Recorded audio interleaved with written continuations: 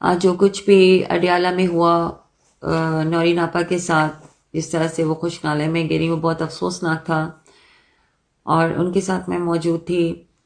تو یہ سب کچھ اتنا اچانک ہوا کہ پتہ ہی نہیں چل سکا. مجھے تو بالکل بھی اس وقت ہوش نہیں رہی، اور مجھے لیکن ساتھ ساتھ آپا کی فکر تھی کہ آپا کو زیادہ چوٹیں تو نہیں آئیں. بس اس وقت میں ایک دم بے ہوش ہو گئی تھوڑی دیر کے لیے. جیسے مجھے پھر بعد میں ہوش آیا، مجھے کوئی آئیڈیا نہیں تھا کہ میں کہاں ہوں. مجھے جس طریقے سے ہاسپٹل لے کے گئے، نیم بے ہوشی میں تھی میں، اور شدید مجھے الٹیاں وغیرہ شروع ہو گئیں. تو تکلیف اتنی زیادہ تھی کہ وہ ناقابل بیان ہے.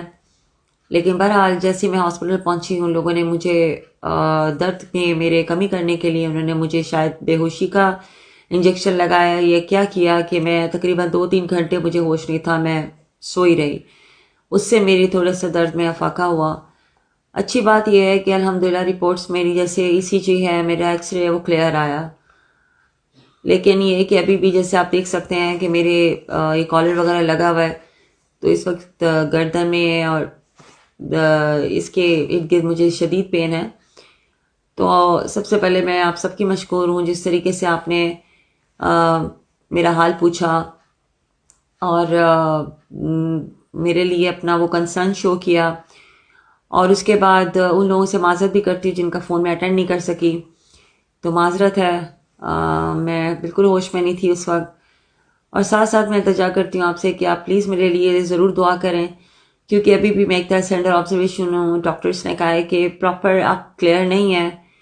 اگر آپ کو سانس کا پرابلم ہوتا ہے یا تکلیف بڑھ جاتی ہے تو آپ نے فوراً تو دعا کریں میرے لیے کہ اللہ تعالیٰ مجھے جلد از جلد صحت یابی عطا فرمائے. اس کے ساتھ ساتھ مجھے جیسے ہی ہوش آیا تو میں نے آپا کا پوچھا، نورین آپا کی طبیعت پوچھی. سن کے بہت خوشی ہوئی کہ الحمدللہ وہ بالکل ٹھیک ہیں. اللہ تعالیٰ ان کو ہنستے مسکراتے اور صحت تندرست رکھے، آمین. دوسری طرف پھر آپا نے میری خیریت دریافت کی، مجھ سے پوچھا، تو میں نے ان کو تسلی دی کہ میں بہتر ہوں الحمدللہ، پہلے سے بہتر ہوں، لیکن تکلیف میں کچھ خاص افاقہ نہیں ہو رہا. تو آپ سب سے میری دعا ہے کہ پلیز دعا میں یاد رکھیں. اور ہمیشہ ایک بات یاد رکھنا کہ جو کسی کاز کے لیے کھڑا ہوتا ہے اس کے ساتھ اللہ تعالیٰ کی ذات ہوتی ہے. خان صاحب کی بہنوں کے ساتھ ہم آخری سانس تک کھڑے رہیں گے، چاہے اس میں جان کا نذرانہ بھی پیش کرنا پڑے، ہم کبھی بھی ہچکچائیں گے نہیں. اور خان صاحب کی بہنوں کے لیے زیرو کمپرومائز ہے. تو آپ سب سے دعا ہے کہ خان صاحب کی بہنوں کو بھی اپنی دعا میں یاد رکھیے گا، اور مجھے بھی. پاکستان زندہ باد.